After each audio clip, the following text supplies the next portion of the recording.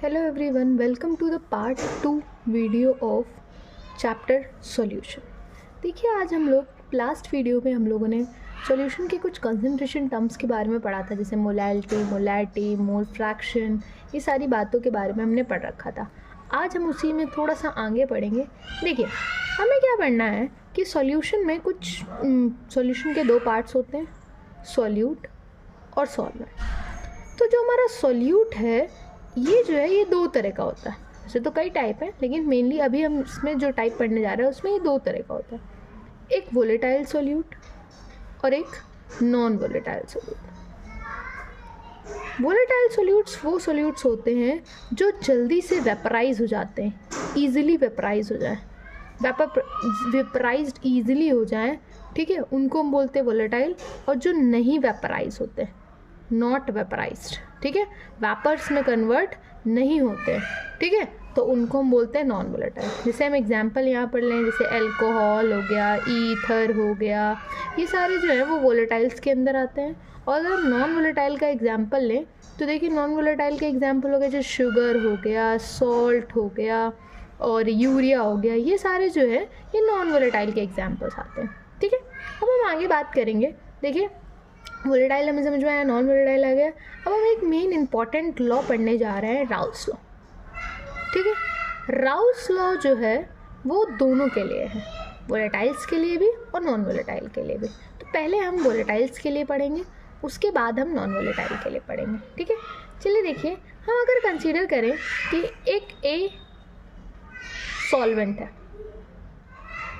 ठीक है, pure solvent, तो जब भी कोई चीज़ प्योर लेते हैं तो उसका जो वेपर प्रेशर है वो कहलाता है P0A, ठीक है। प्योर सॉल्वेंट लिया जिसका वेपर प्रेशर है, प्योर सॉल्वेंट का वेपर प्रेशर है P0A, ठीक। अब इसमें हमने क्या किया, एक B मिलाया जो कि है सॉल्यूट, ठीक है। अब ये भी प्योर है, तो क्योंकि B भी प्योर है तो उसका जो वेपर प्रेशर है वो हो जाएगा P0B। भाई प्योर सॉल्वेंट का vapour pressure P0A, pure solute का वेपर प्रेशर P0B, ठीक है। इन दोनों को जब हम मिलाएंगे तो ये बना लेगा A प्लस B मिलकर, सॉल्यूट प्लस सॉल्वेंट मिलकर बना लेगा सॉल्यूशन, ठीक। बहुत सिंपल सी बात है कि प्योर सॉल्वेंट उसका वेपर प्रेशर P0A है, दूसरा प्योर सॉल्यूट लिया उसका वेपर प्रेशर P0B है, दोनों को मिलाया सॉल्यूशन बन गया। अच्छा, इसके पहले मुझे याद आया कि हमने वेपर प्रेशर के बारे में नहीं बताया है, तो देखिए वेपर प्रेशर क्या होता है, पहले हम वेपर प्रेशर जान ले। देखिए वेपर प्रेशर, मान लीजिए हमने एक कंटेनर लिया, ठीक है, उसमें वाटर डाला और उसको बर्न करना शुरू किया, इसमें वाटर है और उसमें हमने हीट दिया, जलाना शुरू किया। हम देखेंगे थोड़ी देर बाद वो जो वेपर है, वो जो हमारा वाटर है वो इवोपरेट होना शुरू हो जाएगा और उसके वेपर्स बनना हो जाएंगे स्टार्ट, ठीक है। लेकिन अगर यही कंटेनर जो है वो क्लोज्ड हो, जैसे हम घर पे चावल पकाते हैं या कोई चीज़ पकाते हैं तो हम ढक देते हैं उसको, तो वेपर जो हमारा भाप की वजह से क्या होने लगता है कि वो प्लेट उठने लगती है। तो यही देखो वो किस वजह से होता है कि जैसे ही हम क्लोज कंटेनर रखेंगे, जो वेपर्स हैं वो यहाँ के वॉल्स पे जाकर प्रेशर लगाएंगे, ठीक है, वो वेपर जो है वो वॉल्स पे जाकर प्रेशर लगाएंगे, तो उसी प्रेशर को हम लोग बोलते हैं vapour pressure. The pressure exerted by vapours, जो प्रेशर वेपर से एक्सर्टेड होता है उसको हम बोलते हैं vapour pressure. The pressure exerted by vapours, vapours से द्वारा प्रेशर जो एग्जिस्ट होता है उसको हम बोलते हैं वेपर प्रेशर, ठीक है। अब देखिए जब भी सिर्फ किसी एक सब्सटेंस की बात करेंगे, प्योर की बात करेंगे, तो हमेशा वेपर प्रेशर नॉट से लिखते हैं। तो हमने जैसे प्योर सॉल्वेंट माना तो उसका वेपर प्रेशर P0A लिया, दूसरा माना प्योर सॉल्यूट, उसका वेपर प्रेशर हमने P0B लिया, P0A और P0B लिया, ठीक है। हमने प्योर सॉल्वेंट और सॉल्यूट को क्या किया, मिक्स किया, आपस में बना लिया उन्होंने AB क्या है हमारा सॉल्यूशन है, ठीक है। अब बहुत सिंपल सी बात है, पहले जो है वो पूरी हीट सिर्फ A को लग रही थी इसलिए वेपर प्रेशर P0 है, बाद में पूरी हीट B को लग रही थी तो वेपर प्रेशर P0B।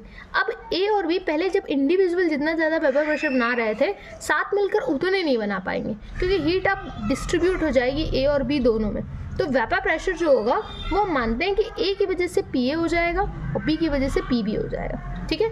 यहाँ इस पर्टिकुलर सोल्यूशन में वेपर प्रेशर A की वजह से PA हो जाएगा, B की वजह से PB हो जाएगा, ठीक है। अब देखिए राउल्स लॉ क्या कहता है। राउल्स लॉ की स्टेटमेंट होती है कि जो वेपर प्रेशर है vapour pressure of a substance, ठीक है, किसी भी सब्सटेंस का जो वेपर प्रेशर है वो डायरेक्टली प्रोपोर्शनल होता है उसके मोल फ्रैक्शन के, ठीक है, मोल फ्रैक्शन के बराबर होता है। तो अगर हम बात करें यहाँ A, तो A का वेपर प्रेशर PA जो डायरेक्टली प्रोपोर्शनल होगा उसके मोल फ्रैक्शन के, और B का वेपर प्रेशर PB वो डायरेक्टली प्रोपोर्शनल होगा उसके मोल फ्रैक्शन के, ठीक है। अब बताइए, देखिए प्रोपोर्शनलिटी का साइन रहता है कि कांस्टेंट आता है, तो ये हो जाएगा PA बराबर, भाई PA बराबर KA मान लें जाइए, और PB बराबर KB मान लें और जाई भी मान लें, ठीक है, यहाँ KA और यहाँ KB, ठीक। अब हम इनिशियल कंडीशंस लगाएंगे।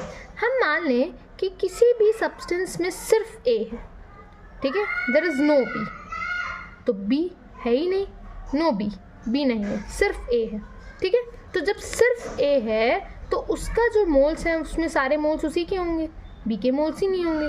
तो हमें पता है कि हमने पढ़ रखा है कि जाई A प्लस जाई B इज इक्वल्स टू क्या होता है, 1 होता है, ये हमने पढ़ रखा है। अब जब सिर्फ A के मोल्स होंगे, B के मोल्स ही नहीं होंगे, हमें नहीं पता A के मोल्स कितने, तो B के मोल्स क्या हो जाएंगे, 0 हो जाएंगे, भाई B है ही नहीं तो 0, तो जाई A बराबर क्या हो जाएगा, 1 हो जाएगा। और अब हम बात कर रहे हैं कि उस पर्टिकुलर मतलब बॉक्स में या पर्टिकुलर वेसल में सिर्फ A है, तो सिर्फ A है, इसका मतलब हम बात कर रहे हैं कि सिर्फ प्योर सॉल्वेंट A है। तो जब प्योर सॉल्वेंट A है तो उसका वेपर प्रेशर किसके बराबर होता है, P0 A के। जब भाई सिर्फ A है तो वेपर प्रेशर किसके बराबर हो जाएगा, वेपर प्रेशर बराबर हो जाएगा P0 A के, ठीक, समझ में आई इतनी सी बात हम, ठीक।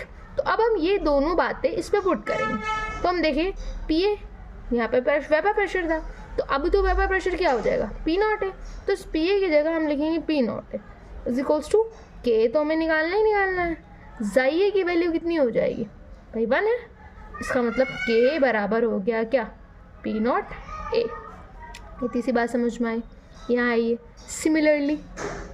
सिमिलरली अगर हम मान लें कि उस पर्टिकुलर सॉल्वेंट उस सब्सटेंस में A है ही नहीं, सिर्फ क्या है, B है, सिर्फ B है, इसका मतलब अब A के मोल्स नहीं होंगे, सिर्फ किसके होंगे, B के। तो पता है जब A के मोल्स ही नहीं तो उसका मोल फ्रैक्शन भी 0, बस जाइए बराबर 1, अब की बार A नहीं है तो ये 0, और जाई B इज इक्वल्स टू 1, तो जाई B की वैल्यू आ गई 1 अपनी।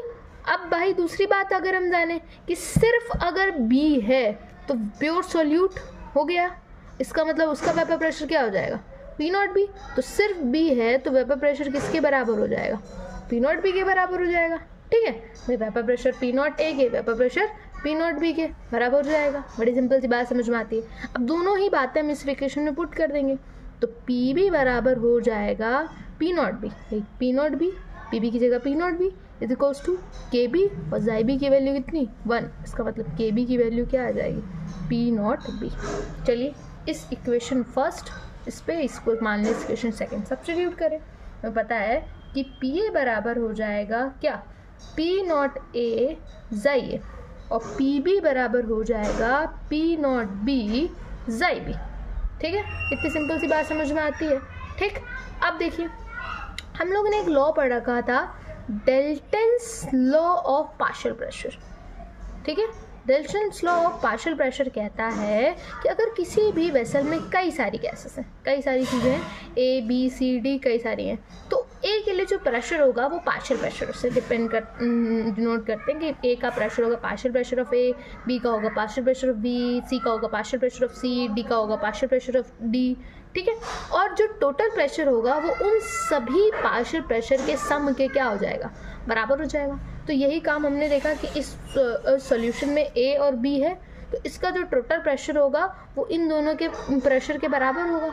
मतलब कि अगर हम लिखें तो P total is equals to PA plus PB हो जाएगा, ठीक है। और P total pressure is equals to PA की वैल्यू कितनी दे रखी है, अभी हमने सॉल्व की है, मतलब कि P0 A जाई A प्लस PB की वैल्यू P0 B जाई B। तो यही हमारी इक्वेशन है राउल्स लॉ की, Raoult's law for volatile solute, ठीक है। ये किसकी इक्वेशन फॉर्मूला है कि P total is equals to P0 A जाई A प्लस P0 B जाई B।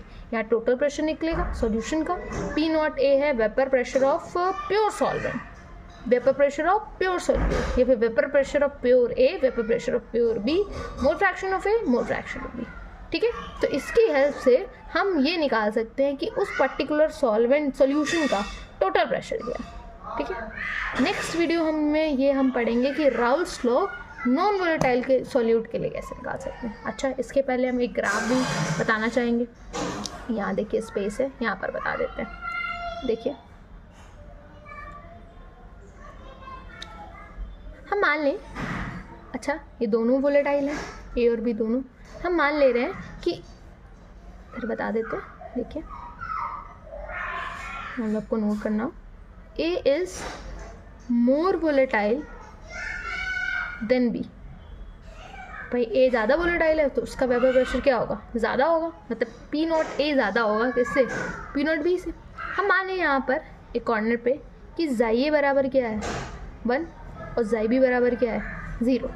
ठीक है, जाई ए की मोल्स इधर 1 है और बी नहीं है। जैसे जैसे जैसे जैसे इधर जाते जा रहे हैं जाई ए 0 होता जा रहा है और जाई बी क्या होता जा रहा है 1। तो बताओ जब यहाँ सिर्फ जाई ए के हैं तो ये पट्टी किसकी होगी, ए की, मतलब प्योर ए की। तो उसका मैक्स, हमने बोला ए इज़ मोर वोलेटाइल, तो उसका मैक्सिमम क्या होगा